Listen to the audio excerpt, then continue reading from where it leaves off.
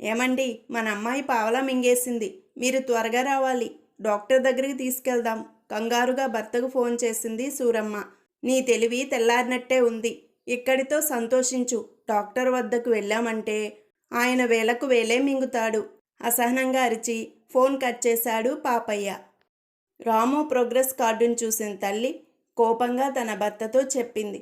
వీడికి అన్నింట్లోనూ 0 మార్కులొచ్చాయండి అని. దానికి నేను సంతోషిస్తాను. కనీసం వాడు నిజాయితీగా కాపీ కొట్టకుండా పేపర్ రాశాడు. తండ్రి మెచ్చుకుంటూ చెప్పాడు.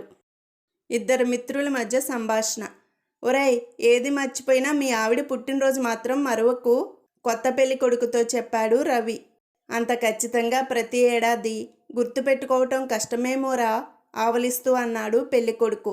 మొదటిసారి మాత్రమే కష్టం, ఆ పైన జీవితాంతం ఆ రోజు గుర్తుండిపోయేలా జలక్కిస్తుంది మీ ఆవిడ, అనుభవంతో సలహా ఇచ్చాడు రవి. ఇద్దరు మిత్రుల మధ్య సంభాషణ. సురేష్, పురుషుల్లో 65% మంది భార్య చెప్పిన మాటను జవదాటట్లేదు తెలుసా అన్నాడు. రాజేష్, అవునా, అంత ఖచ్చితంగా 65% మందేనని ఎలా చెప్పగలుగుతున్నావు అని అడిగాడు. సురేష్, మిగిలిన వారికి ఇంకా పెళ్లి కాలేదు కాబట్టి అన్నాడు. పెళ్ళైన 12 ఏళ్లకు కానీ సుందరి వాషింగ్ మిషన్ని కొనలేకపోయింది.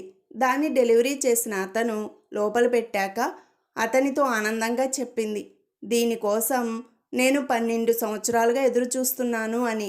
నన్ను నిందించకండి మేడం, దీన్ని డెలివరీ చేయమని నాకు ఇవాళ ఉదయమే చెప్పారు, ఆ డెలివరీ మ్యాన్ చెప్పాడు. భార్యాభర్తల మధ్య సంభాషణ. భార్య, మన వంటవాడికి 4 రోజులు సెలవిచ్చేసి నేనే స్వయంగా మీకు వండి పెట్టాలనుకుంటున్నాను.